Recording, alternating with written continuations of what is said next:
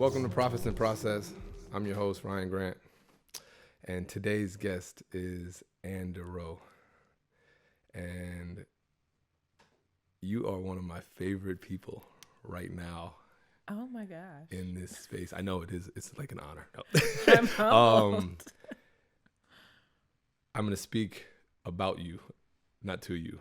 This woman is literally redesigning the way we see architectural design, but not only the design aspect, in my opinion, the way we see the relationships within architectural design and how you treat people, how you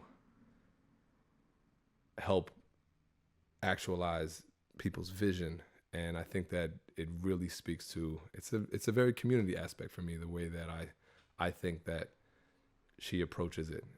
We called it a mama bear approach. And I'm so excited to be able to engage and hear in her process and just learn from you in this space. So thank you for being here. Yeah. Thank you for having me. I'm honored that you thought to invite me. So I want to give clarity and understanding to what this is. I created this with the idea of, I live by this mantra of the profits in the process. And it's profit, F-I-T-S. But it's also profit, P-H-E-T-S, because I think that when we have the awareness of our process and we go in and out, you recognize that process is really in everything. And it's really the cliche aspect of life is about a journey. It's not a destination. And for me, when I can be in the trenches in my process, and then at some point in time, every so often pull out and say, oh, wow, okay, value, and go back in and pull out and say, oh, value, pull out. That's where the gems and jewels of life, and you learn. It's self-reflection. You learn understanding of yourself. You learn awareness of the world, of yourself. And the more we do that, the more understanding we have of self, the more we get a chance to actually move with intention and purpose and love and really be honest around, we can be honest around what we want, what we desire, what feels right, what doesn't feel right.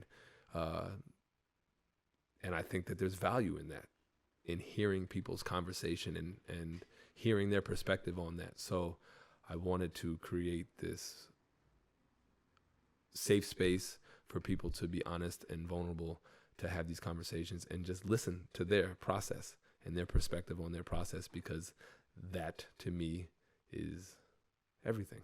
And it allows people to feel connection to others when you have an understanding. That's how you create connection, and connection is community. Commonality is community, and we're not alone in any capacity in what we're experiencing. I know we all feel like we are, but we're not. Everybody's going through the same stuff in different spaces, in different capacities. Yeah. And so I thank you for being willing to share this with everyone. absolutely. I'm happy to be here. Yeah, I'm looking forward to engaging in your process and finding the profit in your process. So we dive right in. And we said it's super casual. I like for this to be as honest and reflective as possible, And I always start off by asking our guests to say, what do you do? What do I do? Man, that's a loaded question. It is.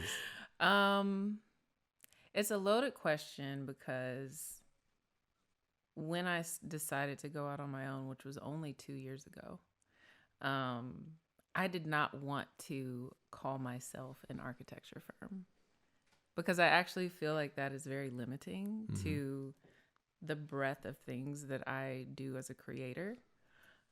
And so when I think about my identity, I think of myself as a creator, and that's not limited to designing spaces. That can be painting, music, Wonderful, art direction, architecture, interiors. Like, I just don't think that we should put boxes around that. So I'm a creator. That's what I would say I do. I create. Perfect. That's literally the root. We don't even have to have a conversation because because that's essentially somewhat of the root of a perspective that I would like to hear people say at the end of all of this, that they're just a creator, no matter what they do.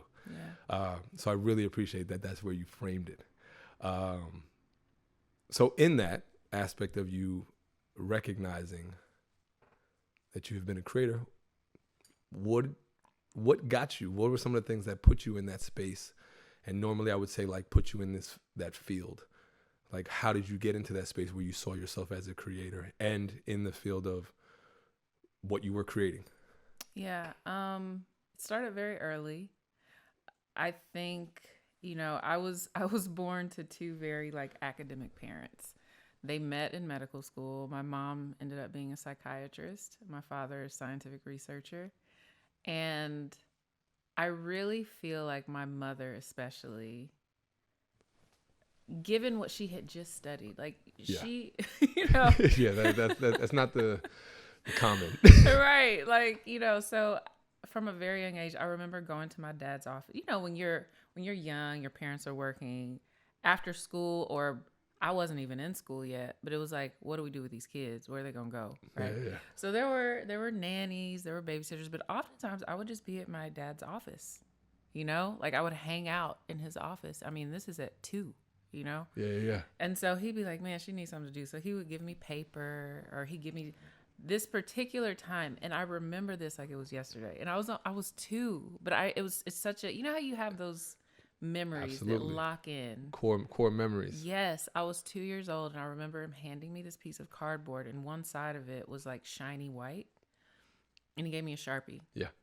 And I drew a really detailed version of our family. And I mean, the people had hair. My mom was wearing earrings. Like, they had legs and arms. I drew the dog. I drew a toy for the dog and the trees. And my mom saw this and was like, this is not supposed to be happening at this age. not a 2-year-old, absolutely. So I think for them, and especially for my mother, it was like, they were like, okay, we're just going to put her in front of canvases and paints and crayons all the time and just see what happens. And they were like, we're just going to let her do that till she's about 7. I didn't go to kindergarten. Oh, sweet. They were like, just let her rock out. Just let her draw. Just let her paint, And honestly, I think them doing that, just sort of like seeing what my aptitudes were, and from 2, immersing me in it and not getting in the way. I really think that like established my identity. My mom would say that as just like honoring the spirit, paying attention as a parent, like paying attention. A lot of times I think that when parents do this, like I said, it's not necessarily intentional that they're like, oh no, we see this in there. It's like, what do they want to do? Just occupy, give them something to just do, just take words, occupy their space, their mind, or whatever. Yeah. And then you kind of see, oh, this is what they did with it.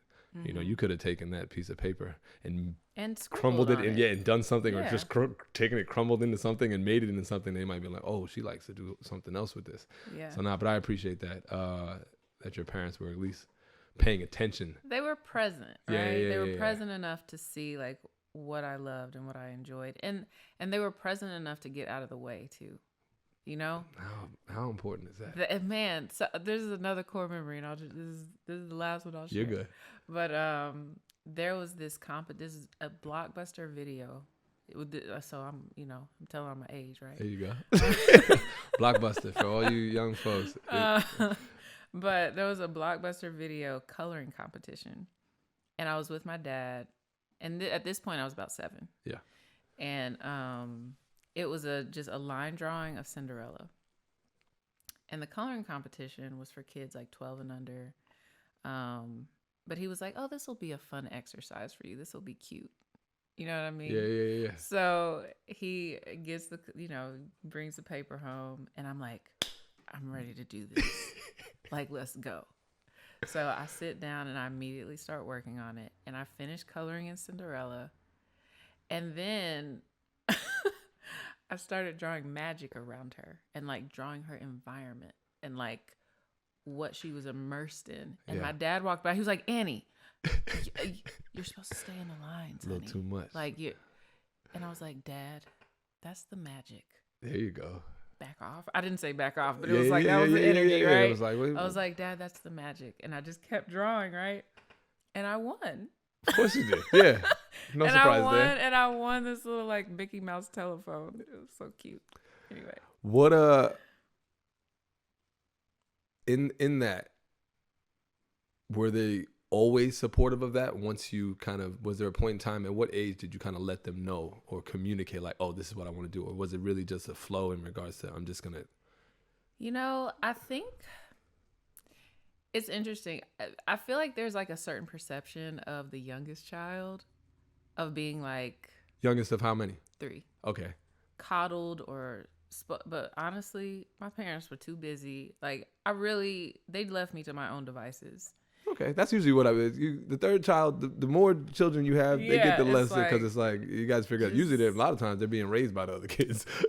Right. And so, wait, what was the question again? Oh, so I asked if it was all good. I asked in regards to, was it a point in time where you essentially said, "This is kind of what I want to do"? Oh yeah. So, it's interesting. So again, with them being like so academic, they never pressured me to do anything. They kind of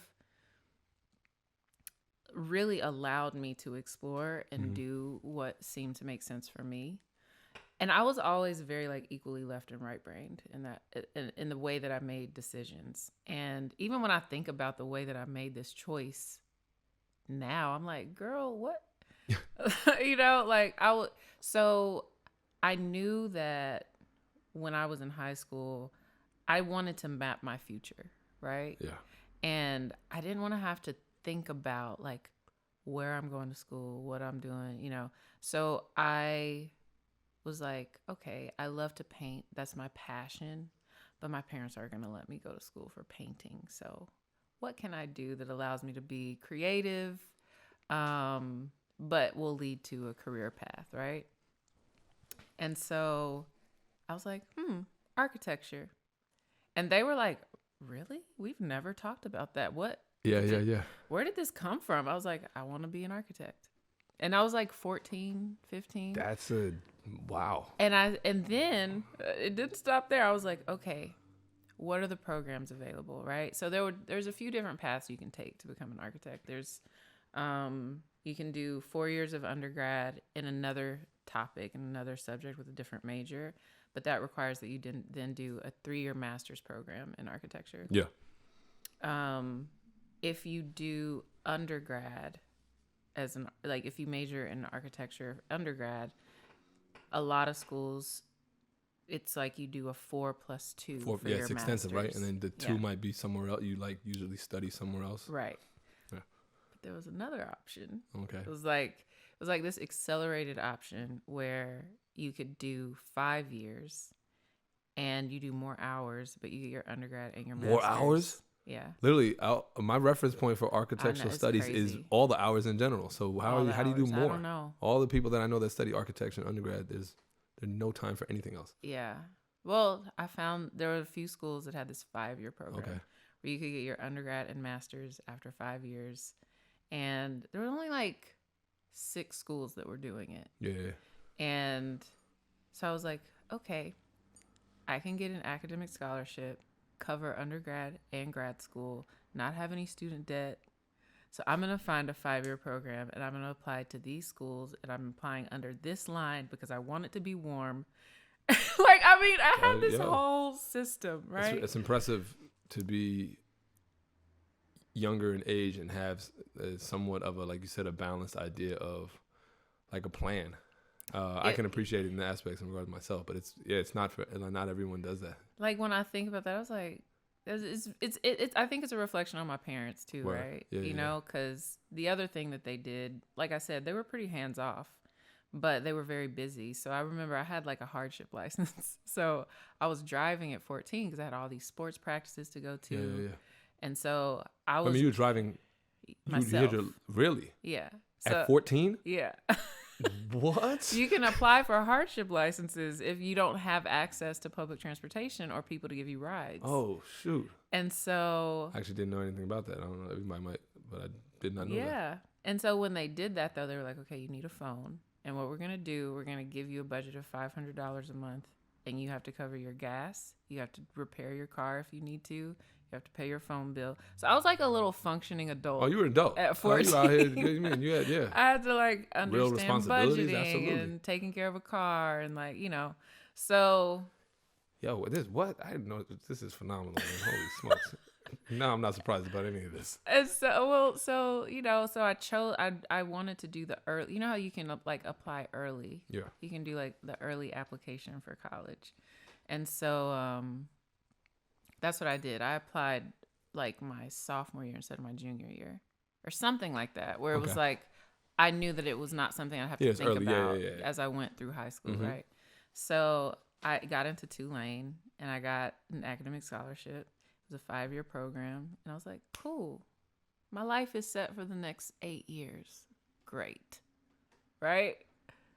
And it was just like, I don't know. It was kind of weird as just looking back, like as a child, why was I thinking like this? But you know what? I think I can appreciate that in the moment from relating it to myself.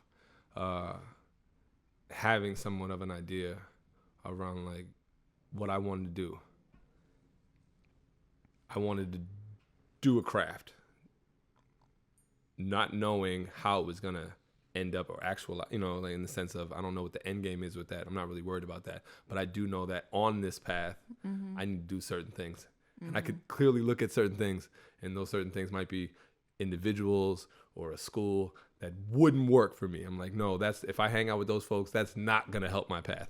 If I go to this school, that's not going to help my path. Yeah. So I can appreciate you having that foresight to kind of see like, okay, I want to make art. I want to actually do it, but they're not going to let me just go to art. That's not going to work. So it's like understanding your audience, understanding your surroundings, your environment. So yeah, man, I think that's maturity, and literally like maybe by definition, I don't know. Well, it was a certain type of maturity. There was still absolutely. a whole other aspect of myself that 1,000%. You know, I'm still building and growing in. You know what I mean? And that's where we're gonna transition, because the next part is around like what were some of the challenges, and I like to say challenges more than obstacles, but when you look at like the terrain in this process that you've engaged in now, and you have a clear-cut idea around like, okay, I'm gonna do this. What were some of the moments of maybe be confusion or perseverance that you've had to kind of adapt to, just go through in your process? I mean, let me count the ways.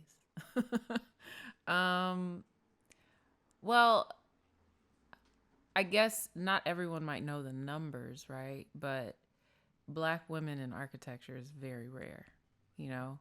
I mean, I think when I graduated, I think 0.2% of architects were Black women. Sounds about right. I think now it's still only 0.5. I was going to say, was it 0.6? I think it's like 0.5, yeah. And I even still to this day, and we'll get into that too, like I've worked in the high-end residential space in Los Angeles. And there's different types of building design that you can do in the absence of taking those tests that allow you to call yourself officially an architect. And I sort of put those tests off, and instead at night during like the early years of my architecture career was making music. So I kind of had like a double life for the first 10 years of my architecture career, you know, where I went by a different name. Which I just found out not too long ago. Yeah. So it's news to me as well. I went by a different name. I built an audience with music. I literally lived a double life, you know? Right. So I didn't have time for tests. Like I was like building a whole other That's what's up. universe in my life that honestly gave me the creative fulfillment that I thought I would be getting in architecture, but that you don't really get when you're new to the field, because you're given all the brunt work. You're given the, I remember. Which I've heard, yeah. I remember doing an internship where I literally drew bathrooms and reflected ceiling plans for a college dorm for 3 months. I know. I'm about to say that's literally the anti of which. That's all I did all summer. And I was like, is this what I'm signing up for? And I think it was very much like, okay, I need a different creative outlet because this does not fulfill me at all, right? And I knew that there was a space in architecture where I could find fulfillment. I was just like, I'm not there yet. Yeah. I'm going to like. But that as well, there's a maturity in that, being able to kind of foresee, like, okay, I know right now I'm in the gook, you know what I mean? I'm in the murky stuff, and I got to do this. This is necessary. This is not what I want, but to be able to see, like, oh man, I see the light. I know it's coming. Get there, yeah. And then still also have that outlet, that energetic and creative outlet that it was able to allow you. Because do you think if you didn't have music, you would still be able to? Probably not. Yeah. I probably would not be I would not be in architecture. Word. If I had not done music. I would have been like, this is trash. I can't sustain my spirit and my creative soul. Yeah. If I'm just doing this, And so it was purposeful. And also the other thing that it did is it built a whole community of people who are equally creative, who are, building universes of their own, and who actually, now that I'm in the space where I have my own company, are the people who have the money to spend on it, right? Versus if I had just stayed immersed in architecture and just been a pure architecture nerd, I wouldn't have a network of people who have the money to do this. It's like perfect. It was perfectly designed. It was. Because it literally provided my first 3 clients. So literally. It's like your blueprint of having both literal axle from the music aspect to the design aspect. We spoke about this briefly off camera, but you speak to how they feed each other. Well, they have in overall they fed each other, but Absolutely. It started off that the music was feeding the architect in regards to it allowed you to persevere. It did. It was enough of therapy. It was enough of a healthy outlet, a healthy energy for you to continue to do something that you knew you loved, but you didn't like in a moment. Absolutely. And I think that's imperative. To have outlets where it's like, because life is life. You had to go to, it's like, no, I love this and I know I want to do this, but like right now, this is not. It can be painful. Architecture can be painful. And I think that's a whole other conversation. Yeah. Just like and there's a lot of pushback now, but I think architectural education sort of trains you to feel like you've never given enough. And the project is always more important than the person.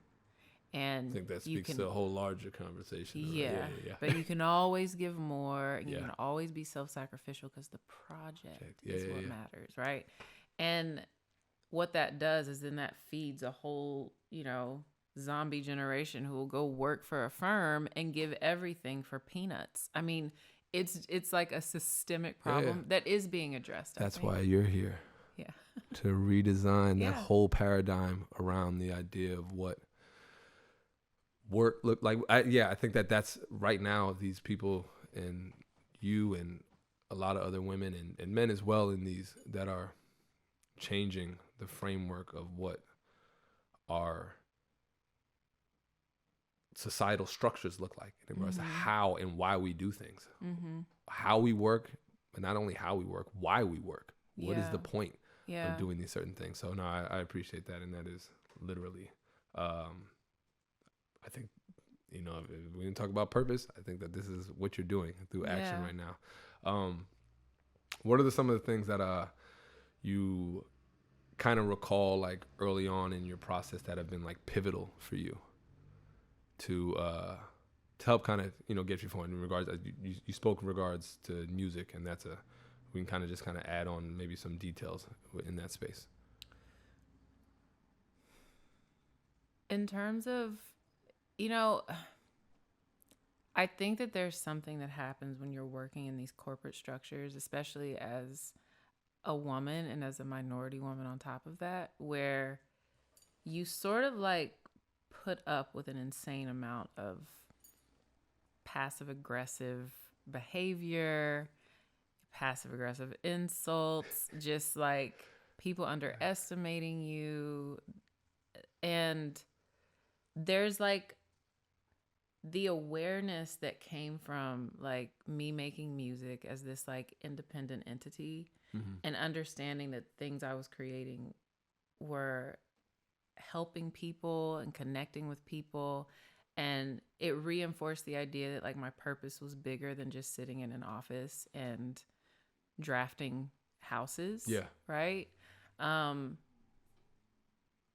That energy is something that energy and that mindset was something that I think music gave me in these spaces that a lot of my peers could not understand, because they were still in that like, whatever we need to do for the project and this little paycheck, we're going to do it. Right.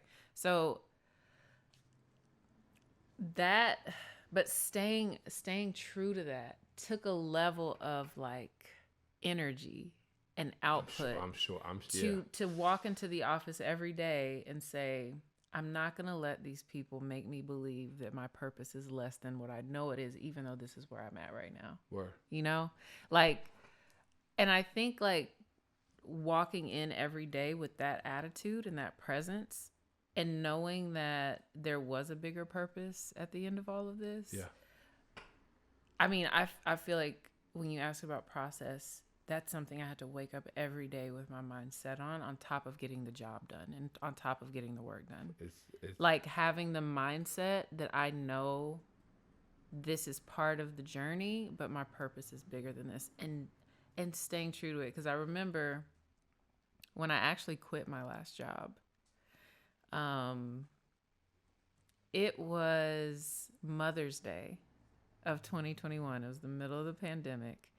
And I had spent 3.5, 4 years of my life getting this gargantuan estate project done, right? It was 3 houses in Malibu. Yeah, I remember that was one of the first that made me be like, what is this? And you showed me some of the stuff, and I'm like, what is this mess? You were like, I can't talk about it, but this is insane.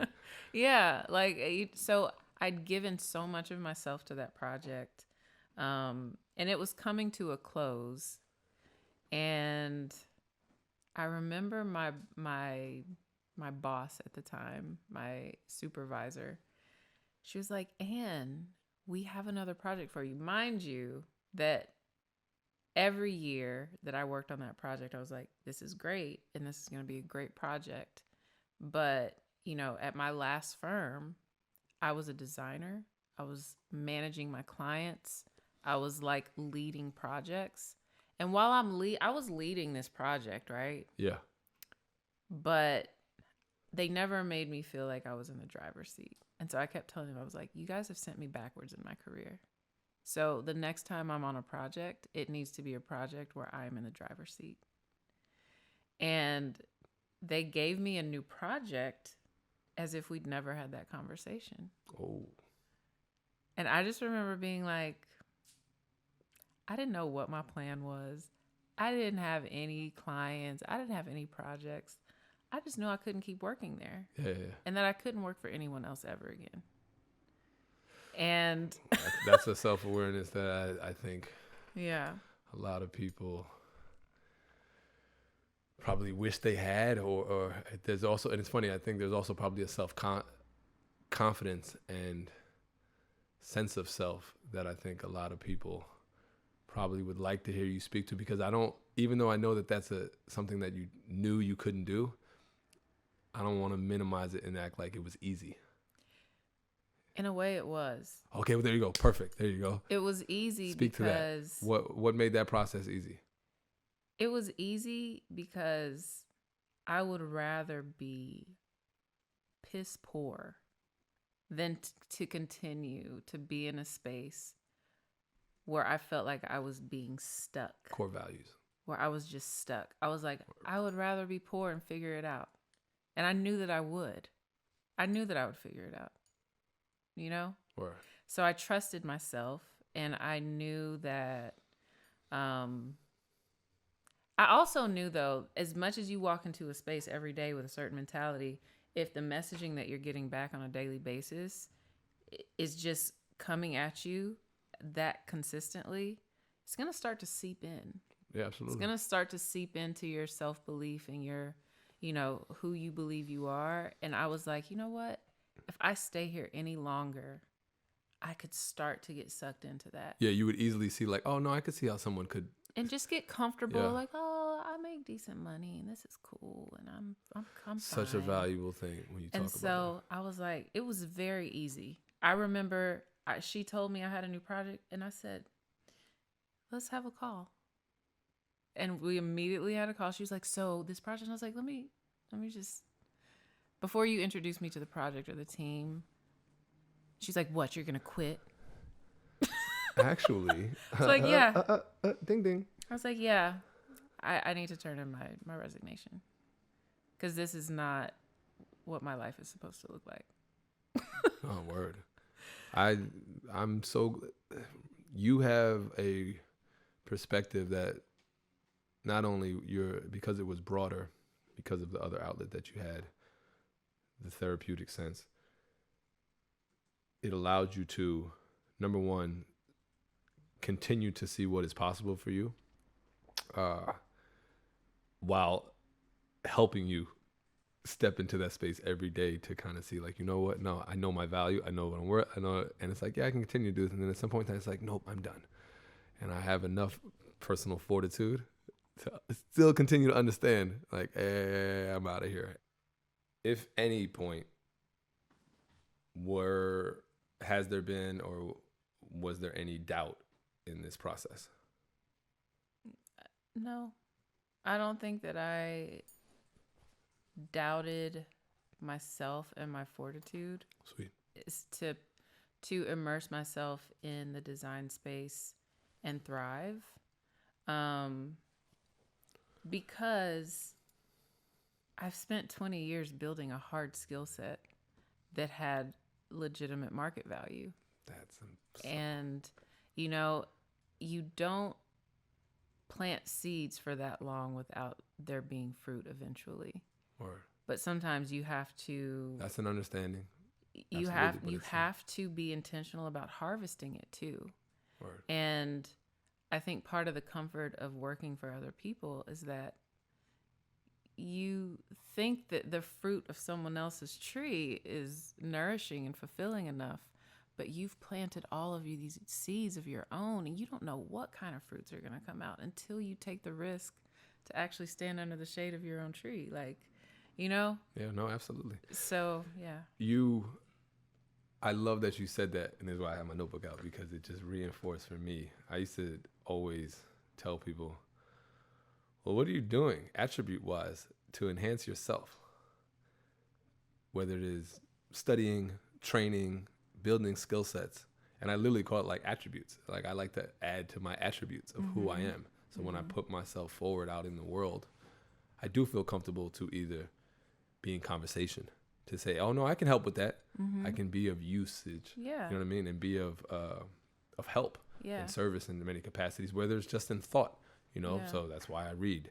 That's why I try to step into spaces where it's like, oh, I don't know. There's a level of, I think sometimes a lot of us are unconsciously proud of our ignorance, and we don't put ourselves in spaces because we're like, no, I'm okay with no, I don't want to be seen as like, well, the first step to learning something is to acknowledge you don't know, and then it's like, okay, I want to learn, and so I'm okay with stepping in a bunch of different spaces to learn and become better, and then become better to be like, no, I actually put in time and real time in this, and now I can actually feel confident enough to move forward in whatever that looks like. So I thank you for that, because I think so many people who might feel that way, but not necessarily know it. You're going to reinforce, like you just did with me, their perspective on that. It's like, no, I've done real things. I've done real work. I've studied. I've trained. I've done a lot of things that, you know what?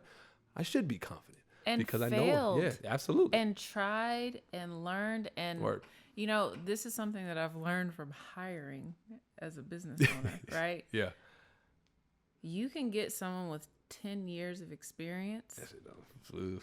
And it can look very different from another person with 10 years of experience. What I know about my journey and when I clocked those 10 years is that I had to go into every space and fight for the opportunities to lead the big projects. Sure. Like, I remember working for a firm where I walked in the door and I think I was 29 at this point. And I had, you know, experience. I had worked. I had gone to school. I had done the work. And they were giving me projects where I was drawing like cabinetry for a hotel lobby. And I was just like, why is it that every time I enter into a space, I have to prove myself all over again? Like I'm starting at ground zero, right? And so I remember just literally fighting. Like, yeah, I'm not doing this shit. Like, you all need to give me real work that can go into a real portfolio. I want to work with clients. I want to lead projects. Give me a shot and watch what I can do. And they did. Clients were happy. Word. I remember when I left that firm, it was a house for like a very well-known singer. Mm-hmm. They're like, Anne, you would be great for this project. And they didn't know I was a singer at that point. Yeah.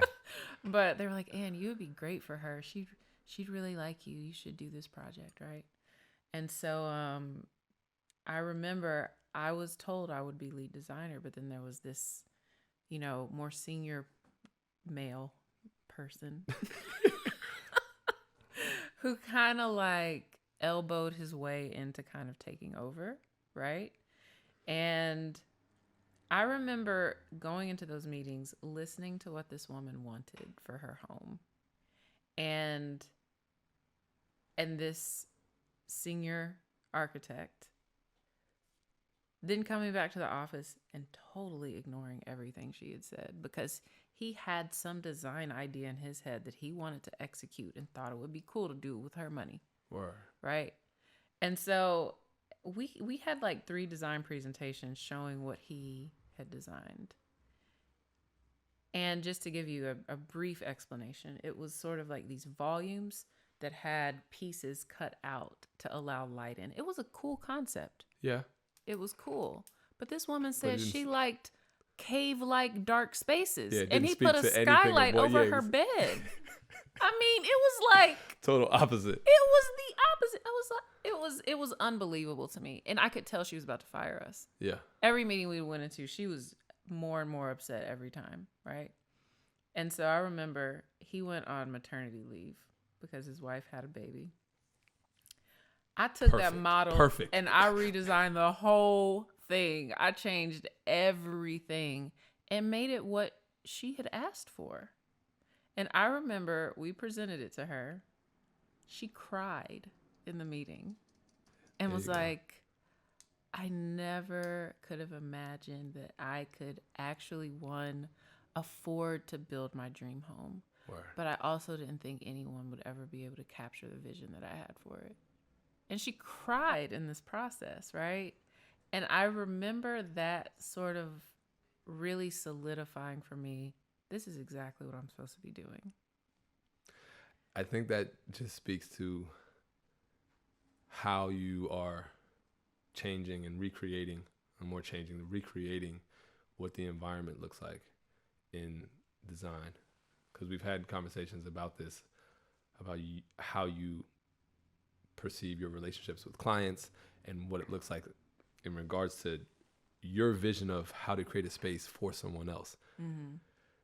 Yes, there's value, of course, in a lot of these transient spaces and everything, but it's someone who we spoke about the value of the vulnerability in someone spending real money with their real vision of a space that they want it to be created and actualized, and the vulnerability of like, you build something for me that I'm going to spend a lot of time in.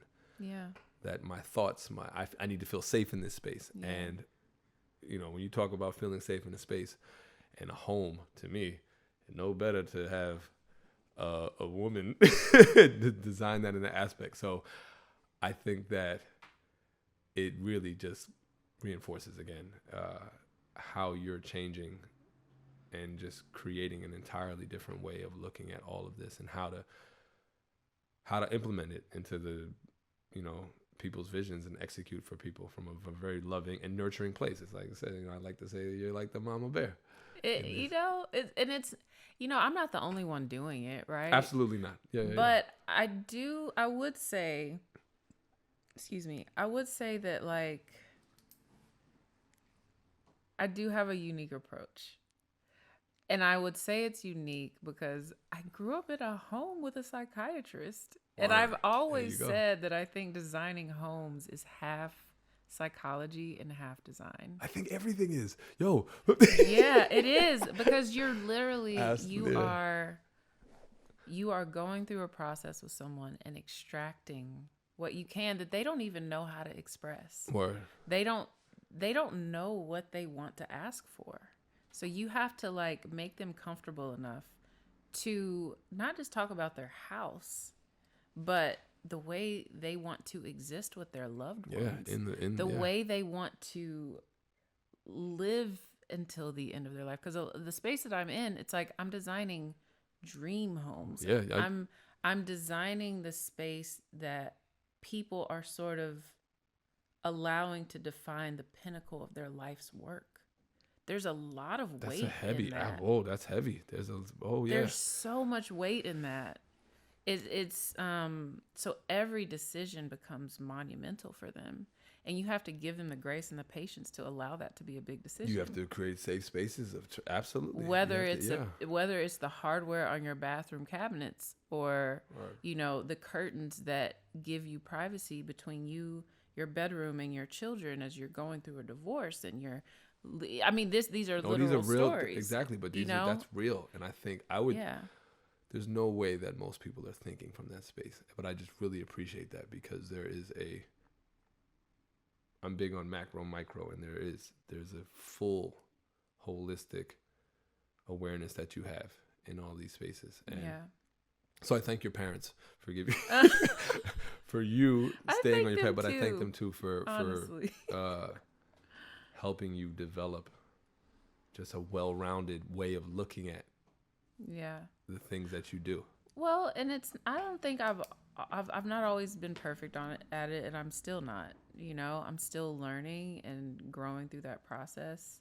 But I shared with you before, I really started therapy this year. Yeah. Like, and it's funny, you would think as the child of a psychiatrist, I would have been more open to that before. And for whatever reason, I don't know, I wasn't. And I think it's helped me so much. And I also just came into this year with the world being opened again, and like having this opportunity to really define how I want to touch the world, right? I want every experience, interaction, everything I do, I want people to walk away from that experience and feel love. You know what I mean? And honestly, having that approach in the way that you live your life, I'm not doing it for the benefits, but they're endless. They're endless. And it's benefits. I mean, my life has literally changed just from being intentional about going through the world with love at every moment. And you don't think about applying that to a technical field of study or to something like architecture or whatever. Yeah. But when you do approach it that way, it makes a difference. It really does. You're just paying attention. And I think you're paying attention to things that are important to health, and moving, like you said, from a space of love. Now that you have your own design firm and you're in it, I'd like to hear some of your process in regards to what did it take to actually create that, and what are you doing now to keep yourself online with that? I mean, honestly, like I told you, I didn't have a plan when I quit. And so it was literally creating something out of nothing with my imagination, which honestly, Yeah, as a purpose. creator, Yeah. is what you do. You're pulling something out of your mind and giving it to the world. So, you know, it's so funny. Like when I started, I had a laptop, and for the first 6 months, I just worked from my living room. And then I joined like a membership club Okay. that also had a co-working space. You And want it to plug was, them? Did it work it for was you? Soho House. Oh, I okay. mean, All right. you know. They don't need a plug, but okay. Right. I mean, I don't want to roll my eyes at them either. Don't. No, they do. Listen, they don't need a plug, but they do that. It's valuable. Yeah. So I joined Soho House, and at the time, it was only $200 extra a month to have an office, like through Soho Works. Yeah. And my clientele, all Soho House members, they're comfortable with that space. Made You sense. know, it's in the right neighborhood, it's the right aesthetic, it's all the things. It's really nice. So I was able to have a space where I could have meetings, I could coordinate, I could invite people to business meetings. I could, like, basically that was sort of the foundation of looking like I had a bit more than I did. Yeah. You know? And then I honestly, you know, because of the pandemic too, so many things became cloud-based. Like so much work was able to be executed remotely. So friends I had worked with before, I was like, hey, can you help me out with this? And I'd have to buy a license, you know, but like they would be able to contribute some time and I'd pay them and whatever. And really what established a level of stability, and the first few projects I got were small things, a bedroom renovation here or there. Somebody needed as-built drawings of their existing home. Like, Okay. I mean, I was kind of just taking on anything that would pay the bills for a short time. Did you consciously take on smaller stuff because you knew you could handle it? Were you mindful of that, or was it just circumstance? I took on the smaller stuff because I needed to at the time. Gotcha. Okay. So it's out of necessity. It was out of necessity, but I knew, like I said, those seeds and that persistence and those hard skills that you plant with everyone that's encountered you over those years, right? I knew that at some point, because I had told people that I'd gone out on my own, right? So they knew, and I knew at some point that would come back to me, you know? Right. And so after about 6 months, I got a huge project, like another estate project, a multi-structure residential estate project in Malibu. That was very similar to the one I had executed just previously at my last firm. And working with the same team, all like renowned people in their fields. And I knew that was going to come. So that gave me like a level. Always with the same team. It was with the same landscape designer. Oh, wow. The same expediter, the same engineers. So it's like they wanted to work with me rather than with the firm. Yeah. Makes perfect sense. And so that gave me a level of stability. And then I got a client recently where not only are we doing another comparably sized project to the Malibu project, but he has several houses in another city as well. Yeah. I mean, it's kind of unreal, right? But it happens. It's what happens. It's how things happen. This is the natural process of everything you've done and everything you're putting into. And that's why I say, like, I didn't have any doubts. I was like, I don't need a plan. I've planted enough seeds to know that eventually it's going to work out and be fine. And I think the best compliment that I get is when people say, I love watching you succeed at being yourself. You know, because it's hard out here sometimes. You know, but I'm telling you, I mean, why do you think I had a whole alter ego? Let's speak to that because that's important. I think that is important. It's important in a predominantly white male space, Yeah. you know, Why would it be important to have an alter ego in a predominantly white male space? That sounds crazy. It's not. It's actually the most sane thing. I mean, listen, existing in those spaces, and I mean, literally once a week, somebody made some snide comment about my hair. You know what I mean? Yeah. That was one of the big motivating factors of why I also quit my last firm. It was like we were in the middle of a pandemic and I came into the office to print something. And what's the first thing somebody says? Why do you have all those dreads on your head? Why? And I'm like, you haven't seen me in 6 months, and that's the first thing you have to say to me? Man. And I turned around and I said, I would appreciate if our conversation never included anything about my hair ever again. Good. And do you know what he did? He had a temper tantrum. That's not surprised about that either. He had a temper tantrum. Yes. Anyway, what was the question? I think, listen, it's funny, interesting. All people of color, all of us can speak to those. We could have a whole nother conversation about those in moments. Yes. So, about the alter ego aspect. So, okay. So,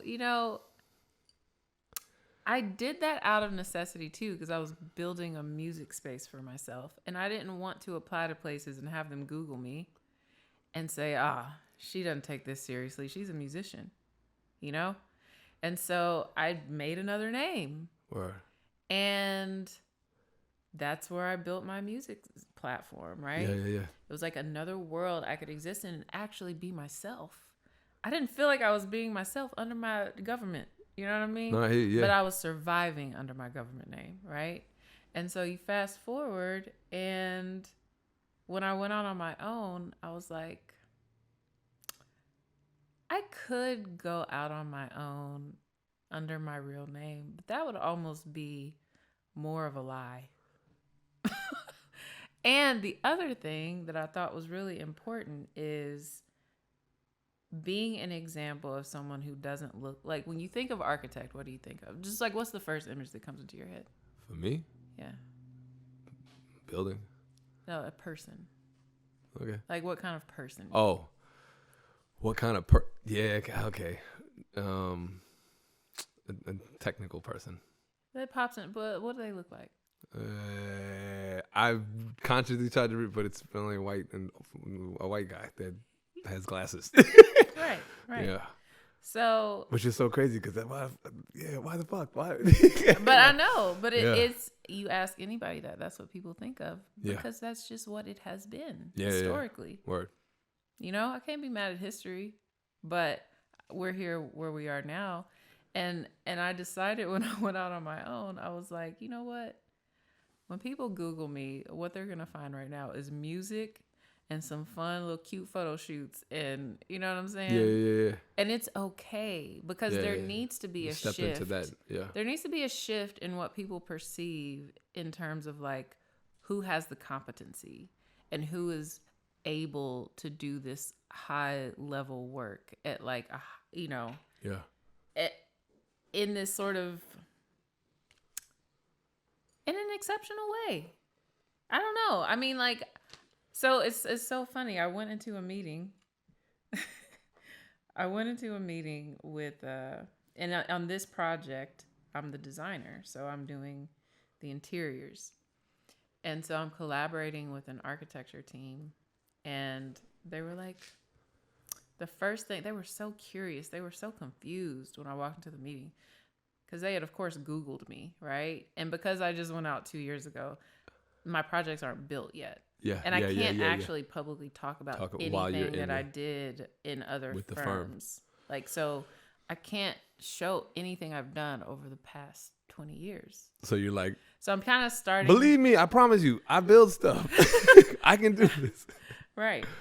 And so, they're of course Googling me like, so you do music?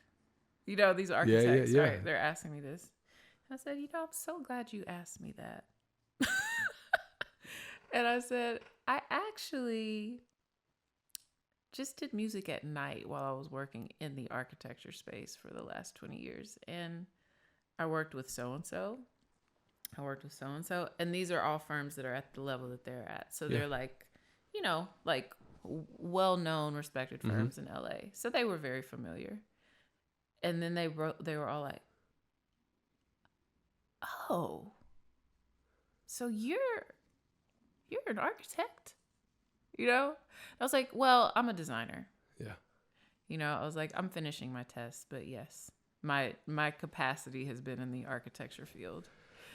And they were just so confused and shell-shocked and like, she speaks our language, guys. That's what it felt like. It was like, she's not just a random singer off the street, right? But honestly, I loved that moment. Because then we walked the site, we did some sketches, we like, you know, and it immediately shifted, like. You transformed it though. It shifted what they thought could come from someone like me. And guess what? There's a million kids that are interested in architecture and feel like people like them or people like me are not supposed to be in that space. That you can't do both. You can't. Yeah, absolutely. No, or you just can't be expansive, or you can't check more than one box. You know, you can't be more than. You can't be everything. You can't be whatever you want to be in all capacities. Yeah. No. So I actually thought it was so important for me to like enter, you know, the design space on my own with my own practice under my music name. That's a phenomenal, you know, when I think like my two little girls, to hear you tell that story, that is it. To step into a space where you can see the level of confusion, uncomfortability, however you want to see it, but you transformed because you were empowered by, it's like, no, I'm so glad you did that. You said that. I'm so glad you asked that question. Yes, I am that, but let me give you clarity. Let me give you context as to blah, blah, blah, blah, and justify and legitimize everything you do based upon the skill sets and all the work you've actually done. That's empowerment. So as much as you speak to not having a plan, you absolutely embedded. Have always had purpose and strategy, because you're the truth in that aspect. So plan unnecessary when you have the other tool, you know what I mean? That you've done. And you know, I have to give a shout out to my dad, honestly, because I think he is someone who chose a field of study at a time when it wasn't even about it being unpopular. It was just sort of nobody really cared, right? Now it's unpopular for a number of reasons that have a lot to do with misinformation, but we're not going to get into that. Okay.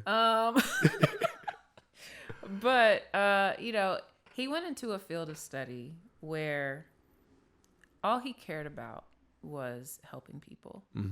And what he knew is that if he continued to plant the seeds, put one foot in front of the other every day, that eventually his work could result in saving a lot of lives, right? Like really helping people.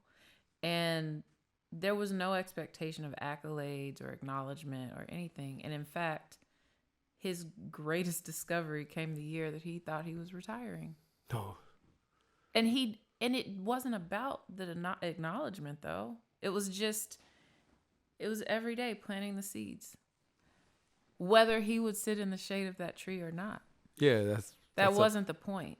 It was all about process. Yeah, exactly. And so that's why this conversation is so interesting, because you're right. It's like, yeah, you need planning, but if you're planting the seeds every day, if you're making daily deposits every day, the plan becomes less important because things are going to fall into place.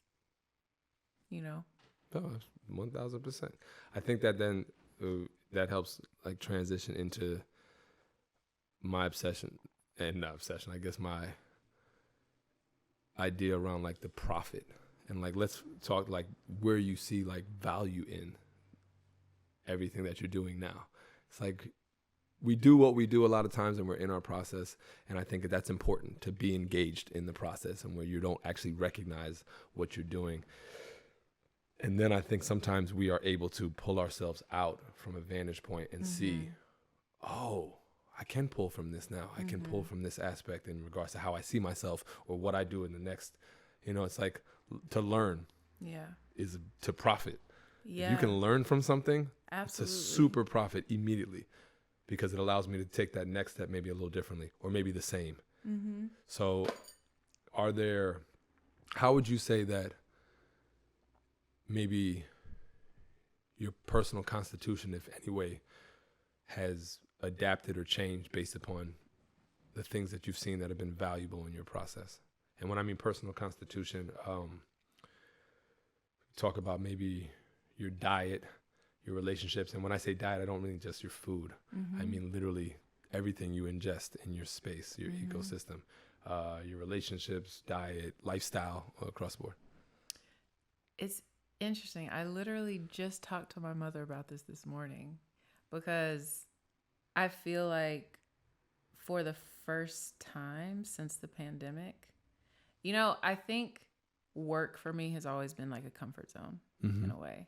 Like when things seem to be in shambles, I can sit at a desk and create a universe in my head and just do that, right? And let everything else go to shit, honestly. Really. And that's not healthy. It's not balanced, right? And I always was pretty good with balance prior to the pandemic, I would say. Like I grew up being an athlete. I had a very specific workout regimen. I did all those things very consistently. I feel like I definitely fell off of that wagon in the pandemic and was eating anything and just kind of in my house as the rest of the universe was. Like, you weren't alone. Yeah. But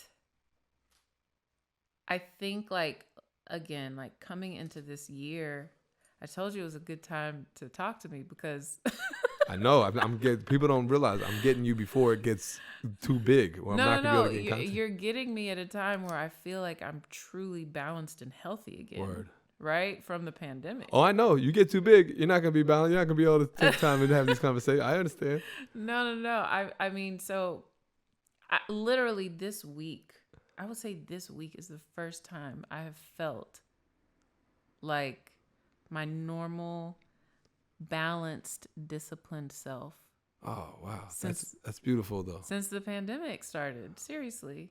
Like, I have my routine. I have my gym bag routine. I have my kit to get to, it's I have rhythm and routine, back in my life in a consistent way. Rhythm.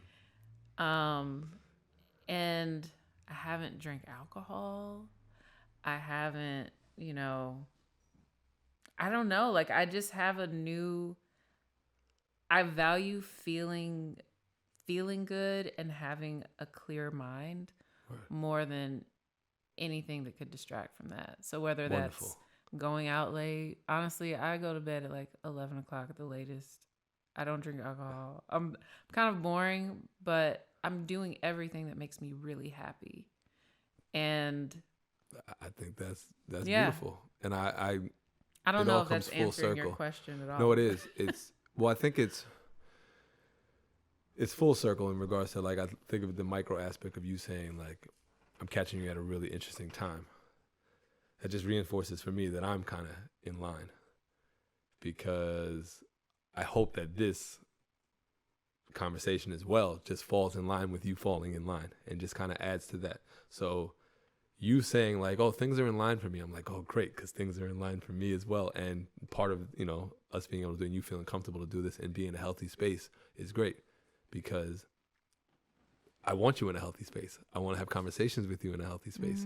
And so for you to be able to reflect in that space while recognizing, hey, I'm in a good space to reflect. That's, you know what I mean? Yeah. Yeah, that's it. Yeah. No, it is. That's beautiful. Yeah. And I also knew that with some of these unreal opportunities that are just falling into my lap, that I can't really go into detail. Yeah. But it's it's truly unreal. Yeah. I feel like I have a fairy godmother who's just like, and what it is my ancestors, it's prayer, it's all of the things, right? It's just all the like things, everything. all the things, because it's not me. Word. You know what I mean? And you know, what I know is that to execute at the level that's needed for these blessings that are coming my way, I have to be at the peak Word. of my discipline that I have ever You have to be been. able to receive them. I have to be the best version of myself. And it's really pushed me to get back to myself, you know? You know, that works towards like my perception around. I used to tell people I deserve everything. Mm-hmm. I've gotten everything, both ends of the spectrum. Mm-hmm. So if I've gotten something that wasn't ideal or, you know, wasn't something that was quote unquote beneficial in regards to, I didn't feel like was what I wanted. It was like, no, I deserve this. Mm-hmm. And in the same breath, all the accolades, all the, you know, and I was like, no, because I know how hard I'm putting in energetically and my intention and purpose. So I agree with you. I've always been in the space that I want to be able to not only attract, but also receive everything at a high level. Yeah. It's like, because I see myself at a high level. I want to be able to, you know, so I'm like, if I'm not receiving something at a high level, it's like, what am I not doing? You're not putting it what in. am I not doing at a high Yeah. level? So, and I think that that's a really empowering thing, and we can go into that because it's accountability. It's a personal accountability. Absolutely. It's like, you know, what you really, no matter what you receive, you're still focusing on self around, well, what am I doing to receive this or not receive this? Yeah. And it's like, well, what am I giving to receive this or not receive this? Yeah. As opposed to just thinking about like, well, I didn't get this or I didn't get this or I deserve. It's like, okay. Yeah. Bring it back to self. Yeah. And I mean, and that idea of projecting love and just like your energetic cleanliness, you know, it's like, I think I went through sort of an editing of my life. And, you know, I feel like I have an obligation to not myself, but almost like my experiences, my ancestors, everything that has been gifted to me. Like my Black grandparents met in medical school. Oh shit. Like that to me kind of is one of those things where like, girl, you do not have the option to fail. I'm about to say that don't happen. The fact that they were in medical school in general. They met at Meharry in Nashville, Tennessee. Oh, wow. Yeah. And it's like, I owe it to them. I owe it to everyone who's poured into me. I owe it to just like the beautiful experiences and opportunities I've had. Like I don't, it's just not an option for me, you know? And maybe that's the wrong type of pressure to put on myself, but it's yours. So it's mine. Yeah. So I think I would love for you said something that is, you said energetic cleanliness. yeah. And I want you to expand on that if possible, because I love that. And it made me think about the ways I was like, I do believe I'm energetically clean in many ways. And then I was like, ooh, I'm not really physical clean in many ways. Like, I'm not the tidiest person. So yeah, what does that represent? And how does that empower you in regards to your process and how you move? Yeah. I mean, without getting too personal or identifying, you know, specific experiences, I do think that, you know, God bless their journey, but there are people that can come into your space and completely suck you dry and need to be filled up with everything that you have, right? And I've experienced that before, and it totally put a rut into everything I was trying to do or achieve. And, you know, I think it's important to give your time to people, to activities, to things that pour into your best self. You know, And I've just had to be very intent on that, you know, because I agree. think, I don't know, maybe it's just the follies of youth or something where you are, you know, you're just kind of more open. You're just open to people and Mm-hmm. open to experiences, and you've everyone the benefit of the doubt. Definitely had those days in my life, in that time of my life, and I'm not really there anymore. And if, you know, anyone that is a part of my life, like, can't knock me off of this purpose, this Word. path of purpose, right? And if they are in that space where that's just where they are on their journey, I can love them from a distance, and that's okay Absolutely. too. Yeah. That's okay. Yeah. I think you just spoke to the value of personal responsibility Mm-hmm. because, And boundaries yeah, and just, like those are all personal responsibilities to me of creating the healthiest you. Like, how do I actually put myself in the best space so that I can, when I step out, to be the best for everyone whoever, else. the best for everyone else. For my What community, do I for recognize my family, that I need? And that comes around what I value, what I desire, what I want to prioritize. Who do I want to be? How do I see myself? How do I want to be seen? Those are all, like, you know, and really, that's the ego. And Yeah. people talk about, I'm not a fan of, like, let go of the ego. Nah, I think the ego is necessary. I think you just have to clean out, filter a lot of times. Yeah. And so, And be honest. yeah. Be honest about, like, who you are and every aspect of you. Like you were saying whatever you got, you deserved. I think there's, like, dark and light sides to all of us, right? Absolutely. And I think, like, denying that any parts of yourself exist is not healthy. Mm-hmm. And I think that when you can sort of harness every side of yourself in a productive way that carries integrity, and, you know, you can use every part of yourself, Word. right? Like, and not deny the existence of some of those darker parts, you know? If you were to look at a child, Yeah. if you deny a child of their expression, look what that does to them. It makes them want to literally just express that more. So when you talk about dark, light, shadow, whatever you want to speak from that Mm-hmm. sense, to acknowledge something doesn't mean to feed. Correct. I can acknowledge that you're there without denying and still have a healthy relationship with you. But if I deny you, literally, I believe that all that does is make them want to come out more. Mm-hmm. And it literally, you just spoke to the next question in regards to, with honesty, like, what role does honesty and truth play in your process now? Everything. I mean, I just feel like integrity and honor is the foundation of everything that you can do. You know, holding yourself accountable, being honest, being straightforward, and just having core values. And that's another thing with just, like, energetic cleanliness is being aligned with people whose core values align with yours.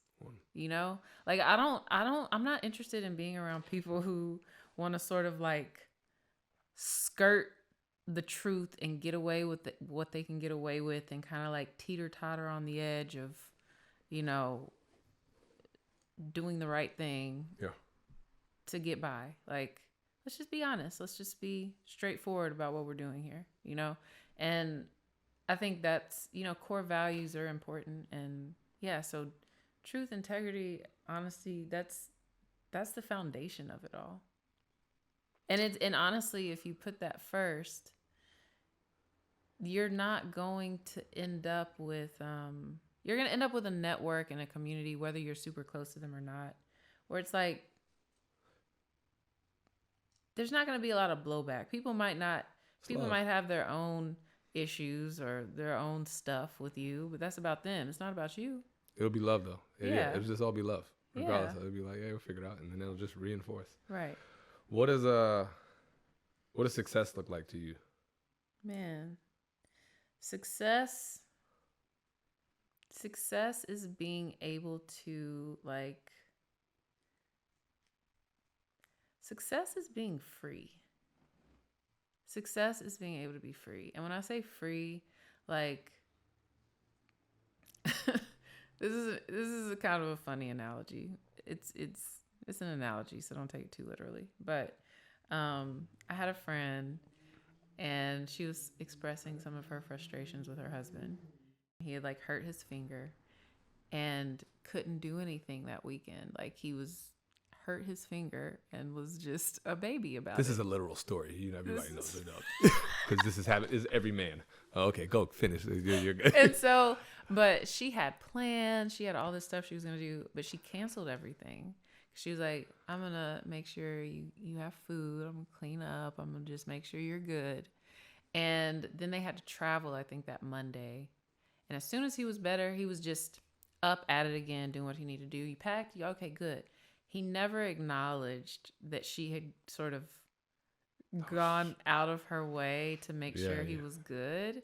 And she was just reflecting on, like, men have been positioned in the world to sort of exist in a space where things just sort of align around them. The world is for them. The world is for them. And things just sort of fall into place around them. And they don't even realize, like, wow, the floor's clean today. Somebody cleaned that floor. Yeah. Right? Like, and they get to exist in this bubble of like, wow, this is nice, And I told her, I was like, it's so interesting. I'm single.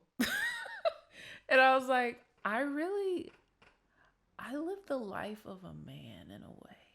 Like, I don't have to answer to anyone. I don't have to answer to a boss. I don't have to answer to a partner. I don't have to answer to anybody. Not to say that I don't have the compassion that would, like, I grew up in the 80s. Like, I am the girl that's like very giving when I am in a relationship, all those things, but like, I'm free. I have a level of freedom in this world to move and navigate, network, do what I need to do, get to the bag, do whatever I want. Yeah. I'm free. And to me, that is success. I'm not wealthy. You hear it here? Be a man. You're free. That's it. That's success.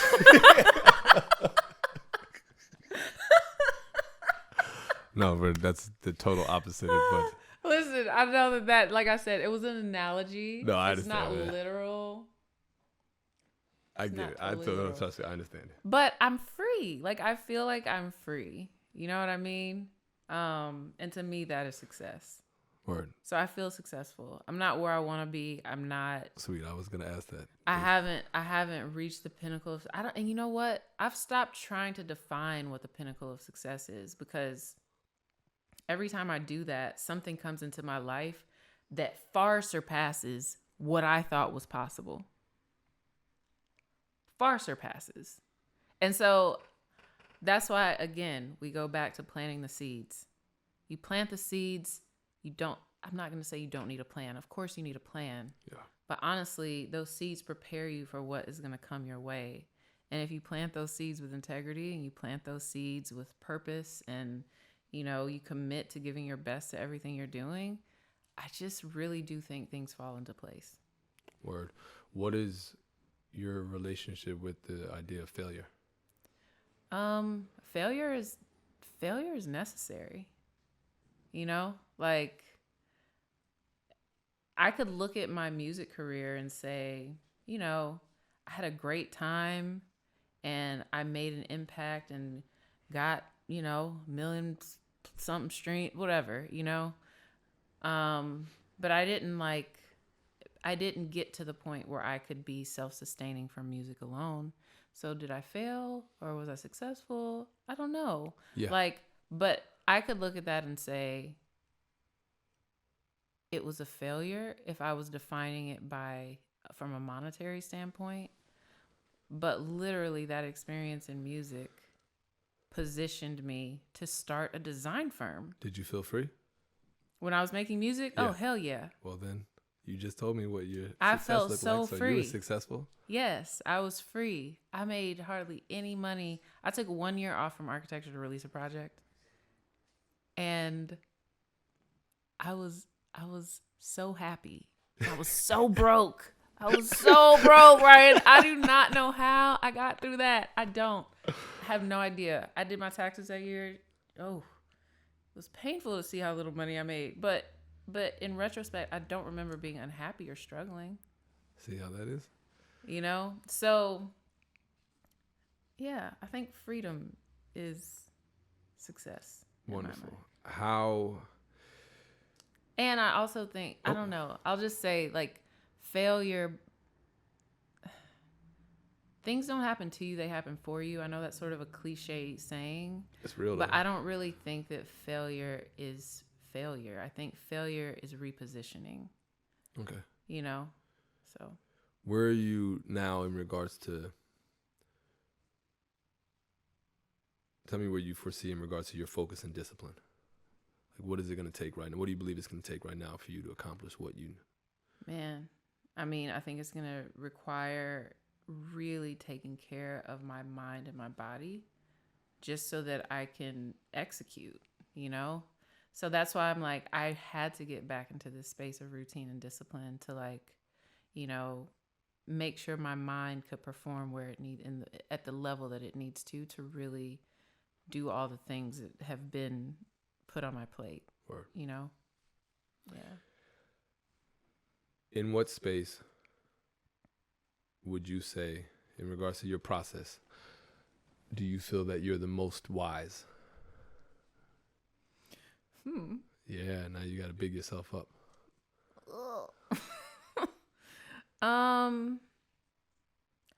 I think in the architecture space and in the design space, I think my wisdom comes from my ability to hear people, to listen, and to actually, like, embed their feelings and thoughts and emotions around their lives into a space. Like, I don't know, like you said, being sort of a mama bear when it comes to design. Like, I have to spend time with them. I have to, and it's not just talking about design. It's like talking about their lives. Real connection. And like, real connection. It's such an intimate process to design for people, you know, for me anyway. Like, and I think that's where my wisdom comes, is just being able to, like, really connect with people at a heart level to embed that into the space that they exist in every day. Imagine designing around the idea that you have coffee and watch the sunrise with your spouse every day, when you're present, at least. That's I think that's beautiful, right? And I think that's like, I think that's the wisdom that, like, I'm not going to say that men can't do that, but I do think women are more sensitive to some of those moments that really matter. Yeah. You know? You essentially are constructing healthy environments for individuals. Yeah. And I have to be healthy to do that. Absolutely. So, you know, when you ask what I have to do to execute, it's like I have to get really disciplined around my own self-care to make sure I can execute at the level that I need to. Absolutely. Yeah. That's where the profit aspect is, where you can see what you need to accomplish what you know you can accomplish. Mm-hmm. Tell me something that you love right now about your process, and then tell me something that you don't necessarily love, but you know is necessary. What do I love? I love connecting with people. I love that part of it.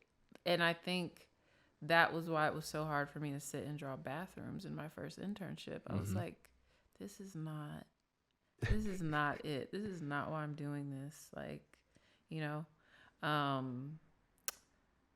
love the connection with people in the process. Okay, and this is just a literal thing that I hate right now because I'm growing as a company, okay? But I work out of these, like, co-working spaces. And I have this, like, setup that's portable and it fits in my backpack. It's super great, right? But man, setting that up and packing it up every day is so annoying. And I'm just excited because I am going to have a permanent office space April 1st. And I am really looking forward to that. Wonderful. All right. So you want the consistency. Routine. Yeah, routine and consistency. All right. Routine is, honestly, I don't know any super successful person who doesn't have a pretty rigid routine. That is the truth. Yeah. These are more broader questions, and they're the macro aspect to kind of wrap up. What's your understanding of life in this space? Like, what is your process giving you in regards to understanding what's yours? My understanding of life is that I think you find the most fulfillment when there isn't an end goal. When you remain open and you allow your seeds to determine your destiny. Because I'm telling you, if I tried to plan everything happening, I would have undershot by miles. Word. Yeah. That's it. What would you like this existence to represent, if anything?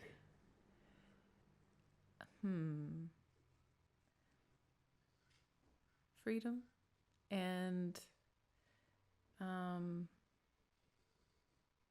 think that really summarizes it, is freedom and authenticity. Like being really true to yourself and what drives you and your why. And so freedom and authenticity. Yeah. Wonderful.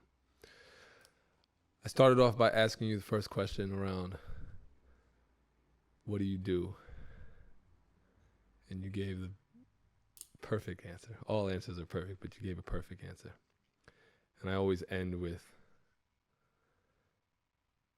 who are you, Anne Dereaux? Who am I? Man, I'm just a little girl from Nashville who likes to draw, and things just have snowballed from there.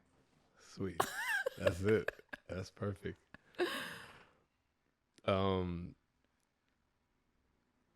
I hope you enjoyed this conversation. I did, 1,000%, and I know everybody here did. I very much did. Okay, Thank you. thank Thank you very much for If there's, having me. Yeah. is there anything you can pinpoint right away that you think, if anything, you gained from this talk? Because it's really a personal reflection. So It is a personal reflection. I would say I'm really thankful. I'm thankful, and I think, towards the end of this conversation, I kept bringing up my ancestors. Yeah. And it does make me reflect on the fact that, like, I've been given so much love and guidance that has been so valuable. And I owe it Gratitude. to myself. Yes, I owe it to the world. I owe it to them. I owe it to my family. I owe it to all the people who have poured into me to take that and be not waste it and be. Yeah, you voiced a lot of gratitude, and I'm very appreciative of that because that's like a root for me. Yeah. Yeah, I want to thank you, Anne, for literally, I can't thank you enough for being willing to sit with me and have these conversations and be vulnerable to speak to your truth and your process and your perspective on that, and finding value in it all, because you oh man, it's like, Aww. I'm my excitement in everything you're doing. I knew it. It just reinforces because I knew you were the illest from the moment I was like, nah. And I told my brother, I said, nope, this woman is ill. So I know I'm so excited and looking forward to, enthusiastic about 6 months, us talking about what you're doing, a year, us talking about, to literally 2 years. You used the word off camera and you said mogul. That's a heavy word. And I know you wouldn't use it if you didn't actually believe it. So I am so excited because I know you're going to be doing the things that put you towards those steps in creating that for your world, because you are and will be that. So I thank you.